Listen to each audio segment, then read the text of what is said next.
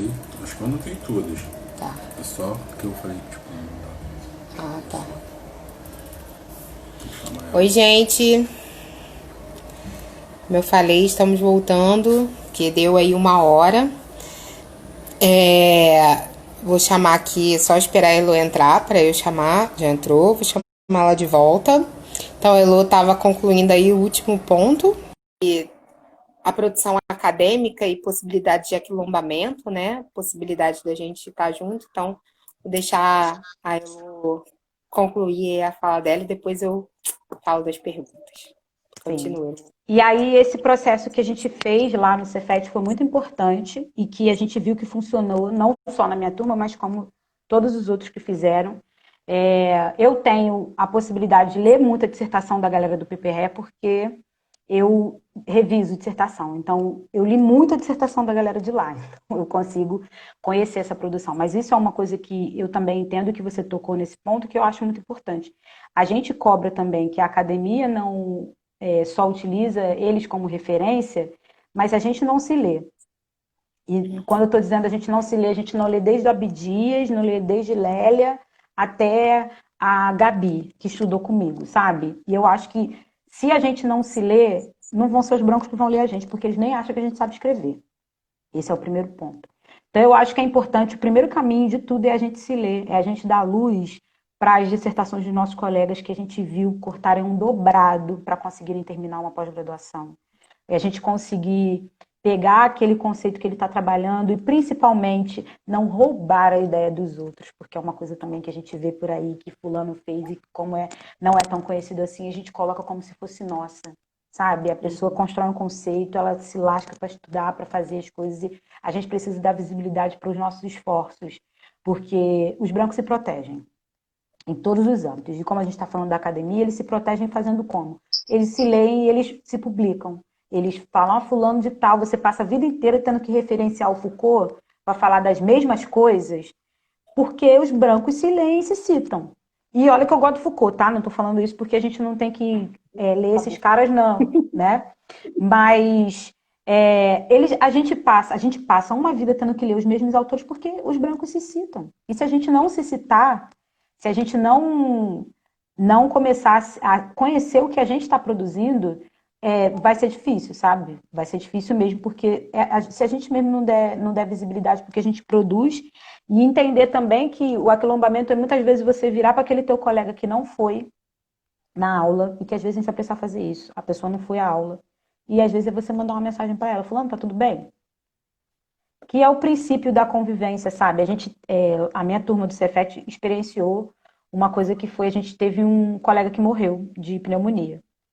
E que veio num processo muito grande de adoecimento, porque ele estava desempregado, não tinha bolsa. Então, o processo da pneumonia dele, a gente entende também que não é só um processo físico. E ele não queria, ele queria muito aquele mestrado. Queria muito aquele mestrado. E aí, eu lembro que quando ele morreu, quando a gente tinha se reunido para tentar ver como ajudar e tal, eu lembro quando ele morreu, era como se a gente também tivesse ido um pouco, sabe? Porque é isso, é um da gente que não terminou um sonho, que não concluiu um sonho, porque a gente tem um mercado racista e uma estrutura racista aí que dificulta a gente, mina a nossa subjetividade, mina o nosso emocional, mina o nosso psicológico, e que escrever uma dissertação em meio ao desemprego, em meio às outras necessidades, a gente tem que ficar escolhendo, né? Que é aquilo que o Racionais fala, escolha entre o sonho e a sobrevivência, e que a gente se vê nisso. Muitas vezes a gente só precisa ligar para fulano e falar assim, fulano, você está precisando de alguma coisa? Então, mais do que, e que não seja importante, mas mais do que ir para o coletivo, ficar dividindo leitura, discutindo muitas vezes o sexo dos anjos, muitas vezes é a gente falar para o outro assim, fulano, vem, vou passar aí para te buscar, vou ir tomar um café com você, a gente lê esse texto junto, sabe? Isso é aquilombamento, a gente não precisa fazer isso pela nossa turma de 80 pessoas, a gente pode fazer isso por uma pessoa só, né? Aquilombar também não é necessariamente você ter um quilombo de Palmares, você pode ter um pequenininho assim. E aí eu acho que é um caminho, é uma das coisas que para mim funcionou muito. Muitas vezes eu fui resgatada nesse processo, muitas vezes eu resgatei nesse processo e que eu terminei, que hoje eu tenho um título por causa disso também. É isso. Excelente, excelente, excelente. E você foi falando, eu fui pensando em várias coisas, né?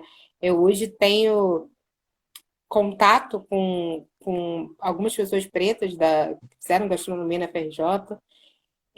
Nesse pós, assim, tenho muito feito esse processo de ajudar e de só, tipo, você quer conversar? Vamos conversar, vamos trocar uma ideia. Ontem eu fiz uma live com um grande amigo meu, João, que estava por aí, não sei se ele ainda tá. É, para falar de uma série, sabe? E às vezes isso é importante, fazer um processo e ajudar nesses processos. Que ajuda para escrever o projeto, para tentar entrar no mestrado, o que for, sabe? Eu também, é engraçado, você falou, também vivenciei a experiência de perder um amigo, que acho que era um dos meus únicos amigos, assim, muito próximos do doutorado, e que eu percebi, ele morreu também de problemas respiratórios e ele também não estava legal, não por questões financeiras, mas por outras questões, que isso também impactou no processo dele, é, na morte dele. E aí eu fiquei lembrando um pouco disso, né? E sobre a questão da dificuldade, eu é, fiz a maluquice de fazer um doutorado junto com uma graduação e fui bolsista da FAPERJ justo no momento que a FAPERJ estava mais ferrada, assim. E não só a questão do atraso, eu cheguei a ter 3 meses de bolsa atrasada e era o que me sustentava, porque eu não conseguia trabalhar, estava fazendo as duas coisas. E, mas também a questão da atenção, né? De você não conseguir se organizar, não saber, você nunca sabe quando vai receber, se vai receber, quanto vai receber. Viver 4 anos assim, isso é uma coisa assim, fodida do psicológico do É. caralho. E é isso, escolher entre o sonho e a sobrevivência. E muitas vezes eu pensei assim, mano, eu não tenho que estar aqui, sabe? Eu não tenho que estar fazendo isso, não é pra mim, sabe? A gente não tem grana, não tem uma estrutura, um background que possa dar esse suporte pra gente. É isso, tem que botar comida dentro de casa e pagar os boletos. É complicado. E Eu tem vou. uma coisa que você falou, Lu, sobre, que a gente estava até falando quando a gente falou sobre retorno, que o aquilombamento é um processo de retorno. A gente reclama que não tem gente negra na academia. E é claro que isso não é culpa minha ou culpa sua. Mas também é responsa nossa. Não vai ser gente branca que vai botar a gente lá dentro. Ah, eu passei para o mestrado, ano que vem eu vou pegar uma pessoa, eu vou estudar com ela, eu vou passar a leitura, eu vou discutir texto com ela, eu vou dar os bizus de como ela pode dar uma olhada no projeto. Você vai tirar 1 hora, 2 horas na sua semana para fazer isso. Às vezes de 15 em 15 dias, às vezes uma vez por mês.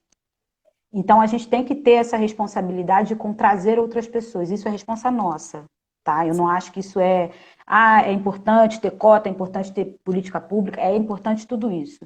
Mas é importante também quando a gente fala que você tem doutorado, eu tenho mestrado caminhando para o doutorado e a gente tem uma porrada de vizinho analfabeto. Isso é responsa nossa. Sabe, eu acho que também a gente precisa trazer as responsas que são nossas dentro daquilo que a gente pode fazer pra gente também. Porque senão a gente entra no se eu conseguir, fulano consegue sozinho. Fulano às vezes não consegue sozinho. Não, Porque ele não. acha que ele é uma fraude, porque ele acha que ele não vai saber escrever uma introdução de um projeto e que você pode virar aquilo ali e só falar assim, eu tive isso quando a Juliana me incentivou, me mostrou o projeto dela. Eu tive isso quando uma amiga minha, Aline, que já estava indo para o doutorado, pegou o meu projeto todo de mestrado e falou, aqui você tem que fazer assim, aqui você tem que fazer assim, o objetivo você escreve dessa forma. Então, eu tive pessoas que fizeram comigo. Eu tenho que fazer isso também. Isso é linguagem de retorno. Porque eu passar e falar assim, agora quem ficou aí dá seu jeito, a gente não está fazendo nada, a gente não está caminhando para nada, e a gente vai ficar lá, porque a gente fica lá dentro também sofrendo as violências que sofre porque a gente está sozinho. E se a gente se colocar lá dentro, a gente para de estar sozinho. E isso é importante. Sim, não, você tem toda a razão, assim. Tem uma expressão que é muito usada ultimamente, essas expressões de modinha, né? Eles que lutem, eu costumo dizer, eles que lutem não cabem pra gente, assim. A gente Sim. precisa lutar junto e ir junto, sabe? Então, assim, eu fiquei, recentemente, assim, na verdade, terminar o doutorado foi uma coisa de tirei um peso e eu consegui voltar, consegui fazer isso, né? Ajudar as pessoas, deixo até claro assim, gente, pode me mandar mensagem, eu não dou conta, às vezes, de responder na mesma velocidade, mas vira e mexe, alguém me manda mensagem para pedir ajuda para orientar, para ajudar a escrever projeto de mestrado, para o que for, gente. Quem eu já ajudei de alguma forma aqui sabe que eu sempre tento e dou meu jeito e vamos lá, a gente marca um dia e você falou, são 2 horinhas nesse momento, aproveita agora a quarentena e a gente faz um encontro virtual, enfim, me chama no privado e me segue lá no Instagram, me manda e-mail, enfim.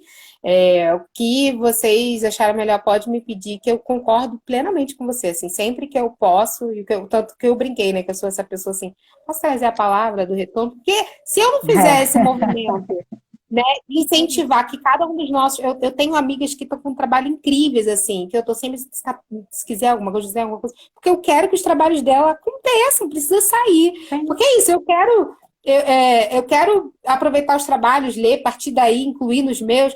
Eu quero essas redes, né? Ano passado, uma amiga minha que estava por aí, não sei se ainda está também, a Jérica Ferrarez, a gente tentou montar, ela me mandou mensagem porque queria mandar uma proposta de simpósio temático para um congresso, que é bem legal até, mas é um congresso embranquecido, mas é bacana, internacional de gênero e tal, mas ela queria montar um simpósio só com pessoas pretas, mulheres pretas, de diferentes instituições. E tinha que ter doutorado. A gente não conseguiu. Ela vinha e a gente pensava e parava e pensava. Eu falei assim, gente, que coisa, né? Que tristeza isso. Aí eu fiquei pensando nisso. Então a gente tem sempre que fazer esse processo de... É a ideia, sair só do discurso do Ubuntu, de um sobe puxa o outro e fazer isso mesmo, sabe? E que dar a nossa atenção pra gente. E também, às vezes, a gente não vai, essa coisa de vamos salvar o mundo. Cara, não vai, porque a gente já tem que se salvar e a gente já tem coisa beça, é BO beça para resolver, é boleto beça que não para de chegar. A gente não vai salvar o mundo assim, tá? Esse é o primeiro ponto e a gente precisa admitir isso. Eu não vou pegar e vou conseguir botar uma turma de 20 garotos ou garotas negros dentro da universidade ano que vem. Não vou conseguir fazer isso sozinha. Mas eu consigo. A gente tem 39 pessoas nessa live agora. Se cada um de nós aqui que tem uma pós-graduação adotar uma pessoa que está querendo, uma pessoa preta que está querendo entrar para a pós-graduação, a gente já tem o dobro ano que vem. Uhum. Então, a gente está fazendo coisa pra caramba, pegando uma pessoa. Bom, eu tenho uma pesquisa, aí a galera que gosta do... Eu tenho uma pesquisa, porque não sei o quê. Tá, e o que você fez de prático com a sua tese? Qual foi a devolutiva da sua tese? Em medida prática, porque a gente quer povo preto, blá, blá, blá, pra gente não resolve a vida inteira. A gente precisa de coisa prática. A sua tese serviu para quê, praticamente? A minha ação serviu para quê? É bonita, é legal, tem imagens bonitas, as crianças... Beleza, mas assim, na vida prática, o que isso está fazendo de retorno efetivo para a gente? O que a gente está trazendo de retorno efetivo? Porque também pensar em racismo e minoridade é descentralizar a nossa discussão de como o branco nos maltrata lá dentro. É pensar que a gente precisa discutir como a gente vai estar lá dentro, até para precisar não estar mais. Porque se a gente estiver lá dentro de uma outra maneira, chega um momento que a gente toma uma universidade nossa. Uhum. E esse é um ponto que a gente precisa discutir. Então, a gente tem que também descentralizar. Porque o branco, tudo bem, gente, o branco vai continuar cometendo violência com a gente. Eu acompanho o trabalho de dissertação de pessoas aqui que sofrem na mão de orientador.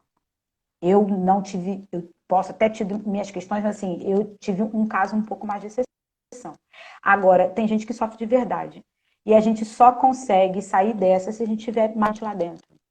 Sabe? Sim. Se a gente conseguir botar mais gente lá dentro, se a gente fizer mais coisas lá dentro, se a gente fizer eventos e priorizar a nossa amiga que defendeu ano passado para falar, do que chamar o cara branco que produziu uma tese, que às vezes é a mediocridade, porque na minha cabeça é isso, a base da produção branca é a mediocridade, e eles acham que estão fazendo muita coisa, e até não deixar a gente chegar e ver que a gente consegue fazer os trabalhos infinitamente melhores.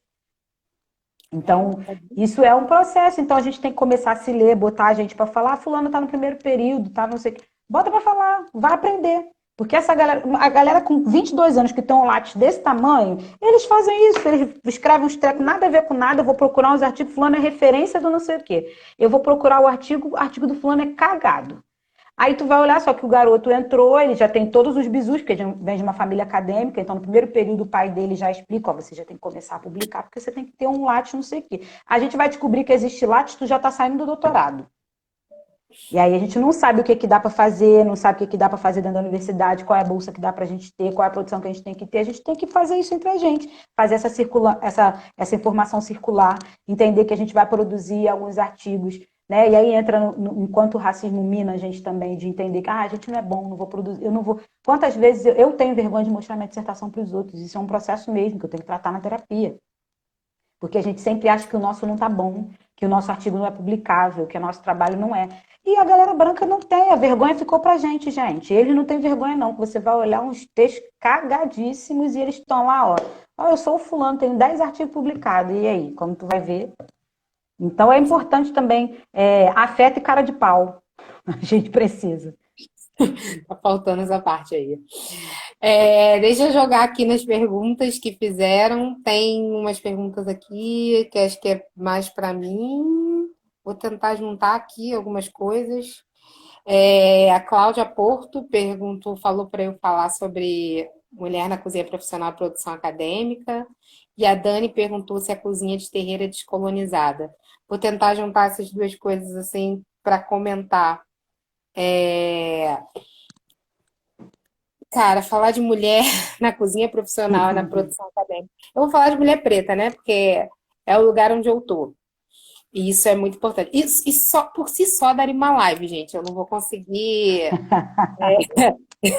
É um tema, vou guardar esse tema para uma live, né? Porque senão eu vou ficar aqui todo o tempo falando sobre isso. Mas vou Sim. aproveitar para falar uma coisa. E pegando o gancho que você falou sobre a questão prática, né, da nossa tese, eu dou aula para o curso de nutrição, que é um curso da área da ciência biomédica, mas eu dou uma disciplina de ciências humanas, né? Que é a história e antropologia da nutrição. Então, eu sou o ponto fora da curva dentro da formação dessas pessoas também, né? E para mim tem sido uma experiência muito interessante dar aula na universidade particular, porque quem vem dessa trajetória dentro da universidade pública tem um olhar, às vezes tem um olhar muito preconceituoso da universidade particular, e aí quando você chega lá dentro, você vê que quem está no corre também é a preta trabalhadora que está ali suando para poder pagar a universidade, enfim. E acho que duas coisas que eu achei, que eu tentei trazer. Primeiro na aula que a gente trabalha alimentação e religiosidade, todos os livros, toda a produção que eu fui atrás para poder estudar, nenhuma delas falava sobre alimentação de matrizes africanas, né? Religiosidade de matrizes africanas. E é a nossa formação estrutural étnico-racial, né? E aí você vê onde o racismo está. As pessoas têm uma visão extremamente preconceituosa sobre a cozinha de santo, sobre sacrifício dentro do terreiro. A gente está aí apedrejando, os terreiros estão sendo sistematicamente destruídos, a nossa religiosidade está sendo sistematicamente atacada. Então, assim, falar sobre isso dentro de um processo de formação no curso de nutrição, para mim, é muito importante, porque eu fico... ainda mais que é um lugar dentro da universidade particular que ainda tem muita gente que vem de religiões de matrizes protestantes, né, pentecostais, e eu, naquela posição, as pessoas de alguma maneira me escutam. Então, eu tenho feito esse trabalho mesmo de tentar descolonizar essa visão racista estrutural que as pessoas têm sobre o candomblé, porque a base do candomblé é comida. Então, não dá para ter um ponto de alimentação e religiosidade que não fale sobre o candomblé. Tem que falar, tem que ser falado.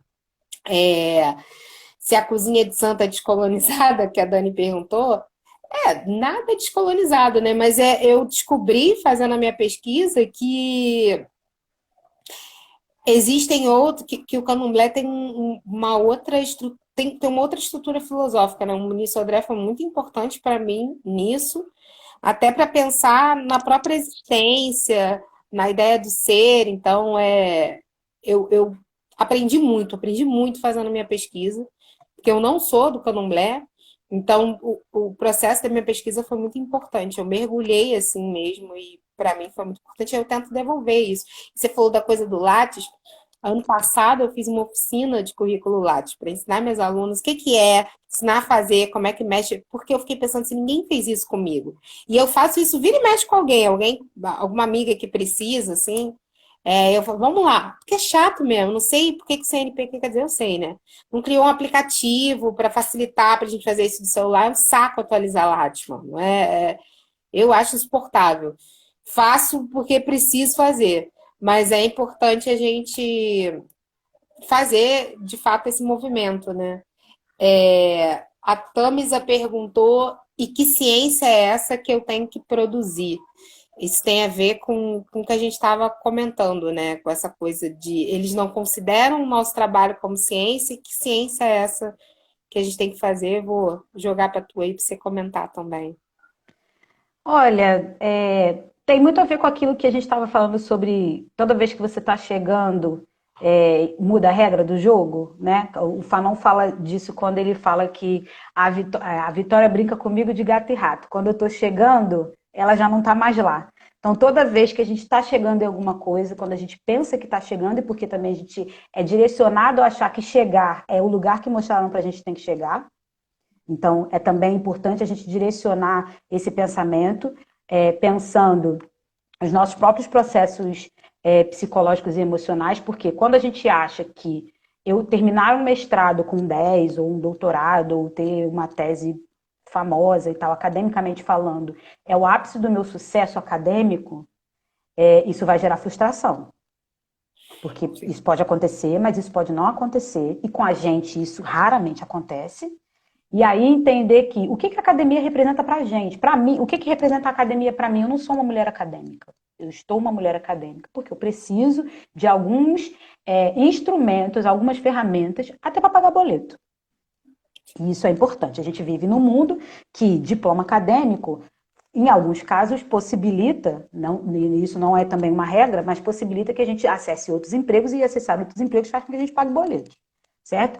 Entender que eu não sou a academia, e não é a academia que me faz, e que esse método científico que a gente nunca sabe qual é, porque explica, e ninguém entende, porque fica discutindo uma coisa que ninguém sabe o que isso não sou eu, isso não vai me dizer, a minha dissertação de mestrado, embora eu possa ter orgulho, não é a produção da minha vida. E muitas vezes, e para a gente que é povo preto, a produção da nossa vida não pode ser a produção acadêmica. A minha tese não pode ser a produção da minha vida. A minha dissertação não pode ser a produção da minha vida porque eu estou deixando passar alguma coisa. Porque se a minha produção da vida está dentro de um espaço branco, eu estou deixando de produzir outra coisa para o espaço preto. Eu estou deixando de produzir coisas para pessoas pretas. Então, é também saber jogar o jogo, porque às vezes a gente também quer chegar lá e fogo no racista, aí tu quer brigar com o orientador, aí você quer brigar com não sei quem, eu não admito. A gente não admite nada, só que a gente precisa também entender que eu não posso chegar num lugar e vou chegar lá no batalhão da PM e falar assim, vocês são tudo bando de corrupto, eu vou morrer. Então a gente precisa entender que a gente está num lugar branco, que as regras funcionam de uma forma. Se a gente puder criar fissuras nessas regras, a gente cria fissuras nessas regras. Agora, a gente está lá para pegar diploma. Eu sempre falei isso. Tinha dia que eu estava por aqui com o orientador e falava assim, depois que eu tiver o meu diploma de doutorado, que eu tiver no mesmo nível que ele, eu mando ele tomar no cu. Né? Com perdão da palavra. Mas a gente tem uma hierarquia, gente, que é assim que funciona, porque você vai falar assim, eu não admito fulano, porque fulano é branco, porque não sei o que, aí você vai fazer um concurso para uma outra universidade, ele está na sua banca. Você nunca vai passar. Se ele não está na sua banca, ele conhece alguém que está na sua banca, você não vai passar. Aí você vai ter mestrado, doutorado, pós-doutorado em Harvard, que agora todo mundo vai para Harvard, até o Witzel foi, todo mundo vai para Harvard, e não vai entrar em lugar nenhum na hora de pagar boleto, não vai pagar porque ninguém não estão aceitando tese no mercado. E a gente precisa também, sabe? Aqui, toma aqui minha tese para pagar essas compras light, sabe? Não é assim que funciona. A gente precisa entender e aprender a jogar o jogo. Embora a gente pode bater na cara dos outros com a nossa escrita. A gente pode xingar os outros com a nossa escrita, metaforicamente, gente, pelo amor de Deus. A gente pode xingar as pessoas com a nossa escrita, a gente pode dar o tapa na cara deles com a nossa escrita, com a produção que a gente faz e o quanto de retorno a nossa escrita dá pra gente. Porque ali é uma ferramenta daquilo que a gente precisa produzir. Então, assim, muitas vezes o que eles consideram ciência pra gente faz menor sentido. Só que dependendo do que está, o seu orientador não vai aceitar a sua maneira de escrever, o seu orientador não vai aceitar, muitas vezes, o seu objeto de pesquisa do jeito que está, o seu orientador não vai aceitar a sua metodologia, por mais linda e maravilhosa, dentro daquilo que você acredita que seja. E a gente precisa cumprir protocolos. Então, cumprir protocolos também faz parte desse jogo. E se a gente conseguir separar, olha, o que eu estou fazendo aqui facilita um pouco a nossa vida, porque também a gente vai entender que ó, essa ciência deles aí é uma ciência, na verdade, meu foco é outro, eu preciso disso aqui como instrumento para eu atingir o que eu quero. É importante a gente ter isso como foco também, sabe? Porque senão a gente fica o tempo inteiro correndo atrás de uma coisa que a gente não vai alcançar, porque foi construído para a gente não alcançar. Sim, é bem por aí. É muito legal uma coisa que você falou sobre a gente bater neles com a escrita, né? O meu projeto de doutorado surgiu porque me incomodou tanto uma fala de um cara branco que inclusive ele me incomoda muito, o Carlos Doria. Tem um livro chamado Formação da Culinária Brasileira, que é um dos livros assim que a galera da gastronomia aclama. Ah, essa é referência, e que não é também da gastronomia, essa é referência quem vai estudar alimentação. Cara, um racista muito racista. E aí, uma das passagens do livro dele é que ele fala que a gente não pode falar sobre contribuição negra quando ele estrutura o livro dele em 3 pilares, os brancos, os indígenas e os negros. Ele não pode falar em contribuição negra porque, enquanto escravos, os negros estavam privados do acesso à alimentação, então não podiam ter esse livre criar, então a gente não pode falar de uma contribuição criativa. Eu falei, meu Deus, quanta merda! Não é possível, sabe? 2015, que falar quando eu comecei 2015, que eu tô ouvindo isso e a galera tá aclamando como. E aí tem uma coisa que me incomoda muito, que eu vejo muito na gastronomia e vejo em outros lugares, né? Como tem a produção, que tem, a maioria é branca, os caras vão usar Gilberto Freire e Câmara Cascudo, quando a gente está falando de alimentação, como referencial teórico. E aí é muito complicado isso, porque, óbvio, tem coisas que são importantes. Os caras fizeram uma pesquisa, ok? Não vou jogar tudo no lixo. Mas a gente precisa entender que são homens brancos escrevendo a partir de um determinado lugar, de um determinado tempo. Não dá para usar isso como cânone teórico. Não é. Não é. Então a gente precisa olhar, parar de olhar aí, cara, qualquer área, porque o Gilberto Freire é muito utilizado em todas as áreas, né? Vamos parar de olhar para o Gilberto Freire como referencial teórico, não é. É sua fonte, é o seu objeto de pesquisa, vai te ajudar ali, né? Mas entende que é um homem branco falando desse lugar, assim, extremamente racista, é uma construção extremamente racista. E aí a gente tem essa perspectiva ainda, muita gente escreve sobre alimentação, de relações sociais no Brasil, relações raciais no Brasil, extremamente engessada, cada um no seu quadrado, cada um no seu lugar, quando eram os pretos que alimentavam a cidade e ainda alimentam, né? E a gente fica ouvindo essas coisas até hoje que as oferendas que eram deixadas nas encruzilhadas eram porque os escravos. A gente parece que a nossa história está sempre relacionada à escravidão. Gente, a gente nasceu, não tinha um pé de escravo no continente africano. Vou aqui. A gente tinha uma história, gente.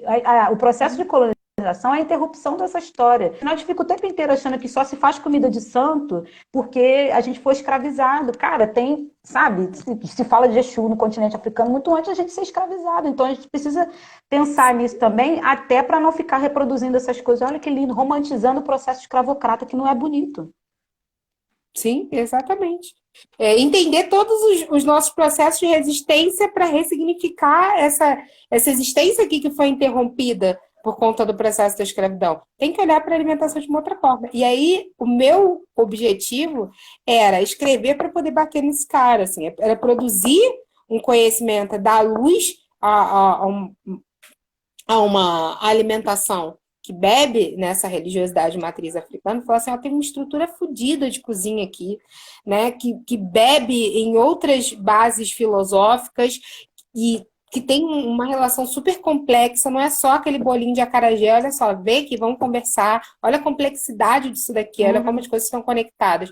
Então, eu comecei a escrever muito nesse intuito, né? E aí hoje ontem, na verdade, conversando com uma amiga, na verdade, eu fui fazer um comentário numa postagem que estava colocando o livro do Dória e tal. E aí eu parei e falei assim, mano, eu tenho que parar de falar mal do Dória e eu preciso escrever novamente isso. Então, pegar ali não só o ponto da minha tese, escrever assim, ok, tem que ter alternativa, olha só, tem gente preta falando de alimentação. Quer pesquisar a alimentação? Então, fulano, ciclano, beltrano, vamos, né, vamos. E aí é isso, por meio da escrita, né, ela é um caminho possível para a gente fazer esse processo de de bater essa estrutura racista, né, da academia. Vamos publicar, exatamente. Sim. O publicar é um ato E político, tem, em todas as esferas, tem né? um ponto que eu acho importante também, que é isso você está falando, principalmente porque a galera tem. Para você ver como os brancos se leem e eles se protegem, porque a galera consegue estar em 2000 e cacetada defendendo Gilberto Freire ainda, para você ver como eles conseguem criar uma teia de proteção que a gente não consegue. E outro ponto é entender que o que a gente quer entregar também. Porque senão a gente entra numa de, olha, a gente tem que botar os autores pretos, não sei o quê, tem que botar autor preto na academia, sim. Mas que autores pretos? Quem? A gente entregar o que a gente tem de mais valioso para eles, porque branco se apropria, gente, das coisas. A academia é branca. Aí, por que vocês acham que eles, né? Por que eles são colonizadores até hoje? Porque eles conhecem as coisas. Conheceram coisas que a gente não conhece. E aí, se a gente vai lá e a gente pega todas aquelas coisas mais escondidas que a gente teria como arma contra eles e a gente coloca na academia e dá para eles, explicadinho, ó. Tem fulano de tal que escreveu não sei o que lá, e olha, metade do trabalho dele acabou. Aí daqui a pouco ele pega aquela ideia, publica um outro texto, ele vira uma parada e usa uma ideia que era central africana para um monte de coisa, ou preta para um monte de coisa, e aí ele pega e usa aquilo contra a gente. Então a gente tem que tomar cuidado também, que também não é, sabe, a festa de qualquer coisa para botar, vamos botar, não todos os autores pretos. Aí você lê, porque, por exemplo, você toca no ponto que é a discussão de comida de terreiro. Eu frequento o candomblé há pouco tempo e eu converso, às vezes, com minha mãe de santo, ou converso com umas amigas, umas amigas que já têm algum tempo mais, e que minha mãe de santo fala muito sobre a questão do segredo, de como o candomblé é baseado naquilo do que as pessoas não veem. E que é justamente isso que faz com que ele não morra. Né? Então, aquela festa, aquelas coisas que todo mundo vê, são a parte que as pessoas podem ver. Então, a gente mostra o que as pessoas podem ver. E eu acho que a gente precisa pensar nisso também academicamente. A gente tem que mostrar o que os brancos podem ver, porque senão a gente está dando na mão deles aquilo que eles não deveriam ver. Entendeu? Então, também é importante a gente também, vou pegar todo mundo agora, vou trocar todo mundo, não vou mais botar branco, vou só pegar os pretos e os pretos que estão falando coisas que podem, inclusive, possibilitar o nosso processo de libertação e de emancipação. E isso também é um tiro no pé. Alguém botou aqui saber onde e como publicar.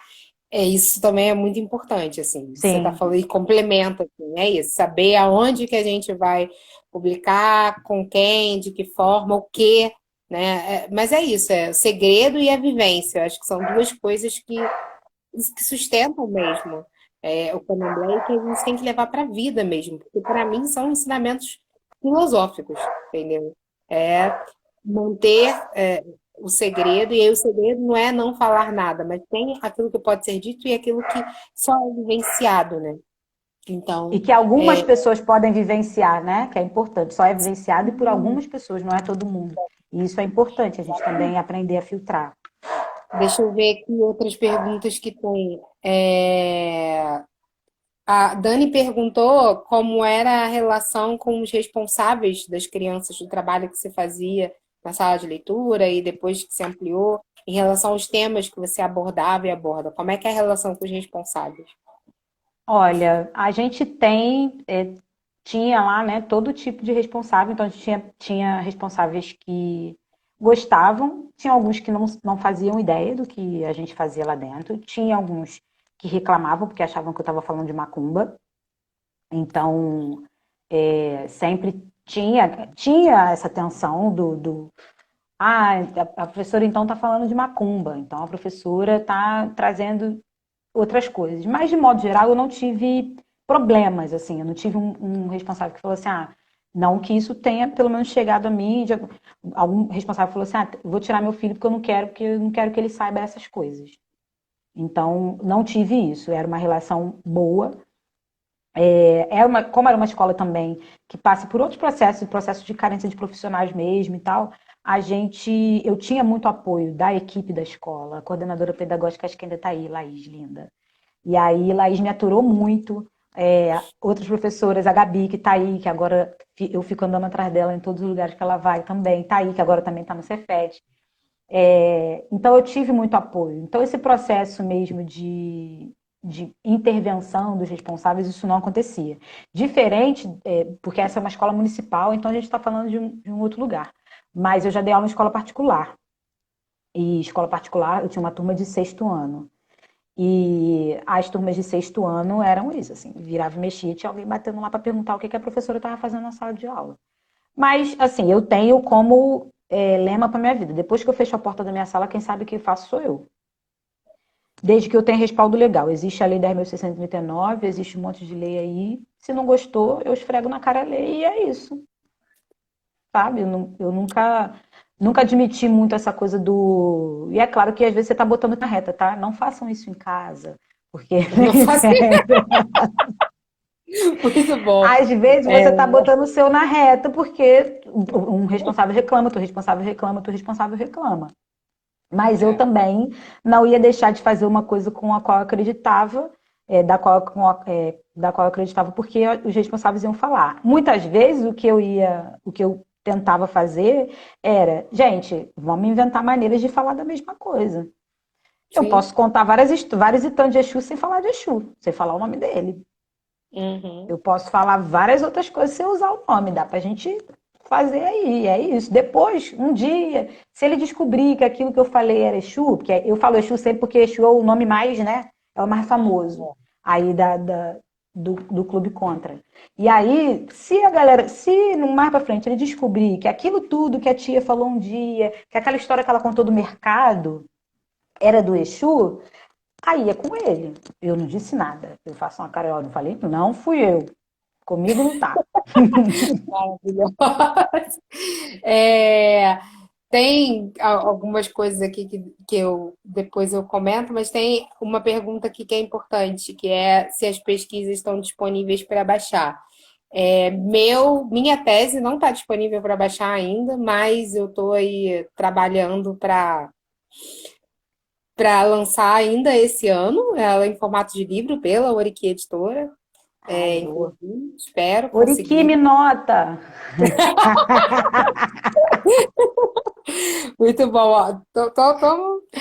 E aí, eu jogo a pergunta para você.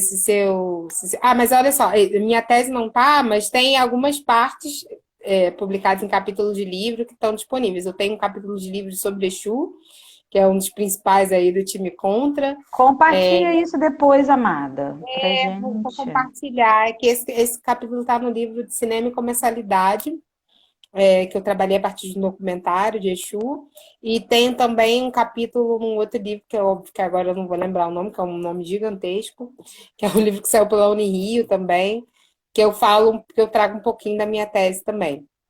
Então dá para ter uma palhinha, assim. E você, Elô? Minha Seu dissertação ainda trabalho? não está disponível ainda. Nossa coordenadora está preenchendo a sucupira. Vai chegar, gente. Aguarda esse momento. Mas quem me conhece aí, manda um e-mailzinho, manda um WhatsApp. Depois eu posso ir disponibilizando, não tem problema não. Isso, manda, me Já tá com adiciona. ficha catalográfica, já tá com tudo. Se me plagiar, vai dar ruim. A minha também tá. Quem quiser aí, isso é a mesma coisa, me manda no privado aí que a gente conversa.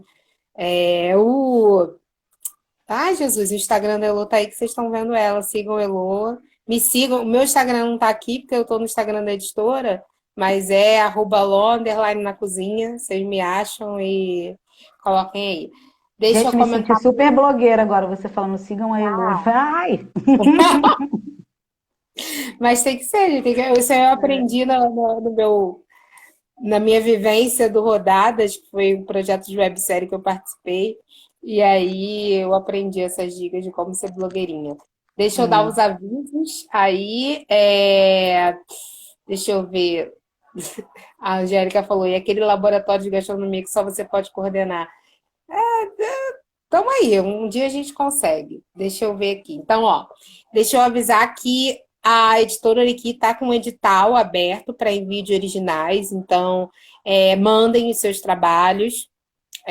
Entrem lá no site e aqui na página também tem mais explicação de como é que é do edital, enfim, para vocês assentar. Entrem no site orqui.com.br e deem uma olhada no edital e enviem os seus originais, né? Vamos publicar.